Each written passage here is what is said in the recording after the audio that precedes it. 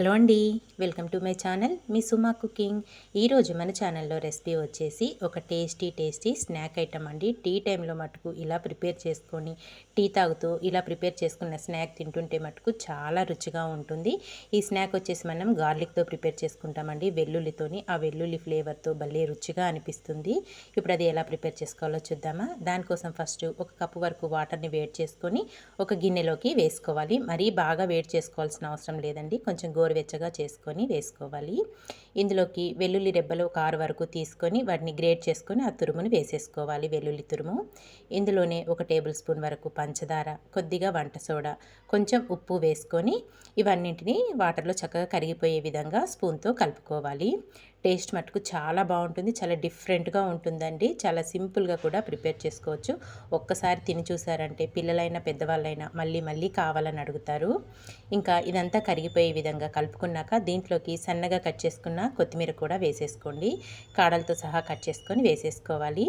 ఇందులోకి నేను ఏ కప్పుతోనైతే వాటర్ తీసుకున్నానో అదే కప్పుతో ఒక కప్పు వరకు గోధుమ పిండిని వేసుకుంటున్నాను.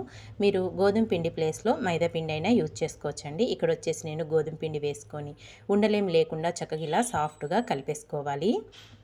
మనకి బ్యాటర్ అనేది కొంచెం పలచగానే ఉంటుందండి.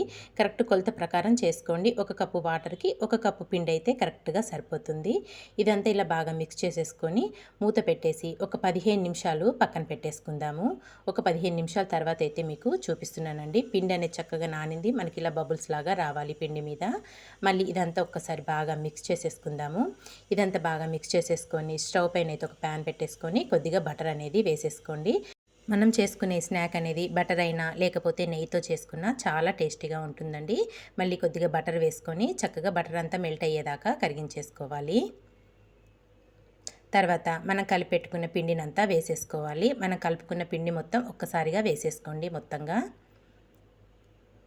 ఇలా వేసేసుకొని చక్కగా అంతా ఈక్వల్గా వచ్చే విధంగా ఒక స్పూన్తో మొత్తం అంతా స్ప్రెడ్ చేసేసుకోవాలి. ఇలా స్ప్రెడ్ చేసేసుకొని ఇంకా మూత పెట్టేసి చిన్న మంట మీద ఒక 3 నుంచి 4 నిమిషాలైనా కుక్ చేసుకోవాలండి. ఇక్కడ ఒక 3 నుంచి 4 నిమిషాలైనా నేను కుక్ చేసుకున్నాక మీకు చూపిస్తున్నాను. ఇక్కడైతే చక్కగా ఒక పక్క కుక్ అయిపోయింది కదా. మనము రివర్స్ చేసుకునే ముందు మళ్ళీ పైన నుంచి కొద్దిగా బటర్ వేసేసుకుందామండి. పైన మనం రివర్స్ చేసుకున్నప్పుడు మళ్ళీ మనకి ప్యాన్కి అంటుకోకుండా చక్క ఫ్రీగా వచ్చేస్తుంది. చూసారు కదా, మళ్ళీ కొద్దిగా బటర్ వేసేసుకొని మళ్ళీ ఇదంతా ఇలా అప్లై చేసేసుకొని స్లోగా దీన్ని రివర్స్ చేసేసుకుందాము. చాలా సింపుల్గా కూడా వచ్చేస్తుందండి. చూసారు కదా, చక్క మంచి కలర్ అనేది వచ్చింది కదా.